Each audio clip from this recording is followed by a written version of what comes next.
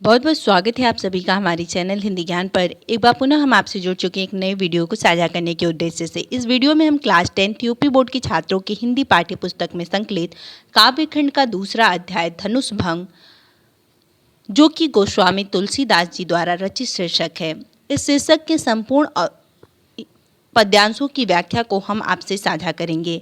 आशा करते हैं कि यह वीडियो आपके लिए परीक्षा की दृष्टि से अत्यंत महत्वपूर्ण सिद्ध होगा। तो आइए देखते हैं बिना किसी देरी के इस पाठ के संपूर्ण पद्यांश की व्याख्या को। उससे पहले सर्वप्रथम हम इस पाठ के दिए गए निर्देश को पढ़ लेते हैं। जब श्री राम गुरु विश्वामित्र की आज्ञा पाकर सीता स्वयंवर में शिव जी का धनुष तोड़ने के लिए मंच पर प्रकट होते हैं तो वहां उपस्थित संत जनों और अयोध्या वासियों में हर्ष की लहर दौड़ गई। वे सभी उनकी विजय की कामना करने लगे। श्री राम की शक्ति के प्रति रानी सुनैना के मन में उत्पन्न संदेह को उनकी सखी दूर करती हैं। श्री राम सीता जी के मनोभावों को जान लेते हैं। वे गुरु विश्वामित्र को प्रणाम करके धनुष भंग कर देते हैं। चतुर्दिक उनकी जय जयकार होने लगती है। इन्हीं सब बातों का वर्णन इस धनुष भंग प्रसंग में किया गया है। तो आइए देखते हैं इसकी व्याख्या को, जो कि इस प्रकार है। उदित उदयगिरि मंच पर रघुबर बाल पतंग, बिकसे संत सरोज सब हर्षे लोचन भृंग। बिकसे मतलब खिल उठे, संत मतलब संत, सरोज मतलब कमल, सब हर्षे लोचन भृंग, लोचन अर्थात आँख। प्रस्तुत निपह केरी आशा निसिनासी, बचत नखत अवलीन प्रकाशी। मान्य महिप कुमुद सकुचाने, कपटी भूप उलुक लुकाने। भय बिशोक कोक मुनि देवा, बरसही सुमन जना वही सेवा।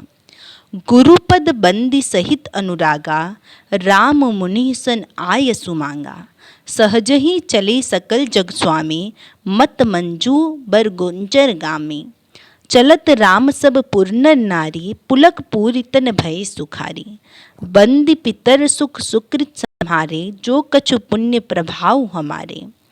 तो शिव धनु मृणाल किनाई, तो रहूं राम गणेश गोसाई। प्रस्तुत पद्यांश में धनुष यज्ञ के मांगलिक अवसर पर अपने गुरु विश्वामित्र के साथ श्री राम और लक्ष्मण जनकपुरी में सभा में उपस्थित हुए। कोई नृपति यानी राजा धनुष को हिला नहीं सका तो जनक चिंतित हो जाते हैं। तब सबकी चिंता दूर करने हेतु गुरु की आज्ञा से श्री राम जी मंच पर पहुंचते हैं। तब का वर्णन लिखते हुए गोस्वामी तुलसीदास जी कहते हैं, उदित उदयगिरि मंच पर रघुवर बाल पतंग।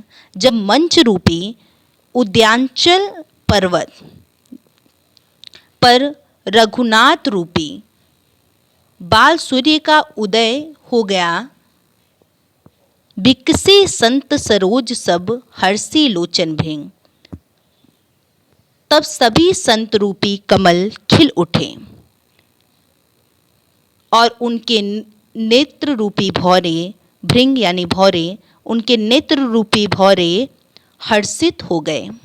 अर्थात कहने का तात्पर्य यह है कि जब श्री राम मंच से खड़े हुए उस समय उनकी शोभा ऐसी थी मानो प्रातःकाल का बालक सूर्य उदय के पश्चात उद्याचल पर विराजमान हो गया है। जिस प्रकार सूर्य के उदय होने पर सरोवरों में कमल खिल उठते हैं, उसी प्रकार स्वयंवर में स्थित संत रूपी कमल खिल उठे। अर्थात अभी तक धनुष भंग न हो पाने के कारण सभी के मुखों पर जो उदासी छाई थी वह श्री राम के आते ही दूर हो गई और सभी के मुख पर जो उदासी थी वह गायब हो गई और सबके मुख पर प्रसन्नता छा गई।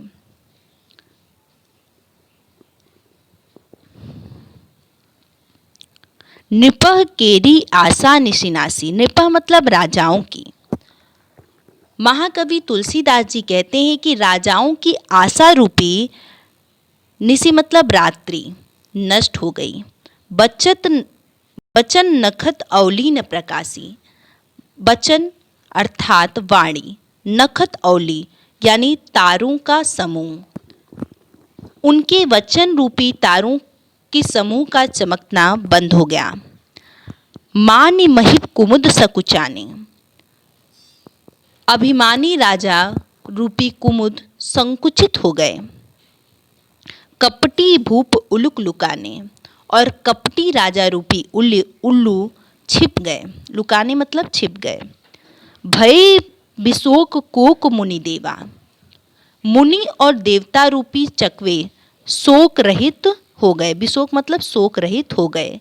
बरसही सुमन जना वही सेवा। वे फूल बरसाकर अपनी सेवा प्रकट कर रहे हैं।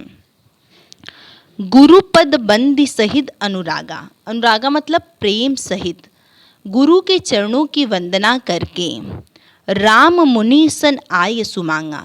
श्री रामचंद्र जी ने मुनियों से आज्ञा मांगी। सहज ही चले सकल जग स्वामी। समस्त जगत यानी संसार, समस्त संसार की स्वामी श्री राम जी सुंदर मत वाले मत मंजूर बर कुंजर गामी। मत यानी मदमस्त, मंजू अर्थात सुंदर।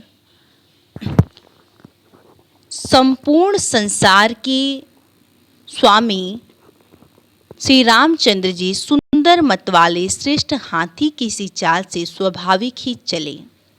श्री राम जी के चलते ही चलत राम सब पुर नारी। श्री राम जी के चलते ही पुर यानी नगर भर के नर नारी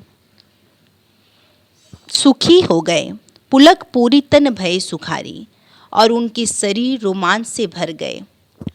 बंदे पितर सुर सुकृत संहारे। उन्होंने पितर और देवताओं की वंदना करके जो कछ पुण्य प्रभाव हमारे अपने पुण्यों का स्मरण किया कि यदि हमारे पुण्य का कुछ भी प्रभाव हो तो शिव धनुष मिनाल किनाई तो रहूं राम गणेश गोसाई। तो हे गणेश गोसाई, श्री रामचंद्र जी शिव जी के धनुष को कमल की डंडी की भांति तोड़ दें। मिनाल किनाई मतलब कमल की डंडी की भांति तोड़ दें। देख लीजिए इसका एक बार पुनः अर्थ। जब मंच रूपी उद्याचल पर्वत पर जब मंच रूपी उद्याचल पर रघुनाथ रूपी बालेश्वर का उदय हो गया, तब सभी संत रूपी कमल खिल उठे और उनके नेत्र रूपी भौरे हर्षित हो गए। महाकवि तुलसीदास जी कहते हैं कि राजाओं की आशा रूपी रात्रि नष्ट हो गई। उनके वचन रूपी तारों के समूह का चमकना बंद हो गया, अर्थात वे सभी मौन हो गए। मानी यानी अभिमानी राजा कुमुद के समान संकुचित हो गए और कपटी राजा उल्लू की तरह छिप गए। मुनि और देवता रूपी चकवे शोक रहित हो गए। वे फूल बरसाकर अपनी सेवा प्रकट कर रहे हैं। प्रेम सहित गुरु के चरणों की वंदना करके श्री राम जी ने मुनियों से आज्ञा मांगी। समस्त संसार के स्वामी श्री राम जी सुंदर मत वाले श्रेष्ठ हाथी की चाल से स्वाभाविक ही चले। श्री राम जी के चलते ही नगर भर के सभी स्त्री पुरुष सुखी हो गए और उनके शरीर रोमांच से भर गए। उन्होंने पितर और देवताओं की वंदना करके अपने पुण्यों का स्मरण किया और कहा कि यदि हमारे पुण्यों का कुछ भी प्रभाव हो तो हे गणेश गोसाई, श्री रामचंद्र जी शिव जी के धनुष को कमल की डंडी की भांति आसानी से तोड़ दें। प्रस्तुत काव्य पंक्तियों में श्री रामचंद्र की विनम्रता, शौर्यता, गुरु भक्ति और आकर्षक व्यक्तित्व का सजीव वर्णन किया गया है।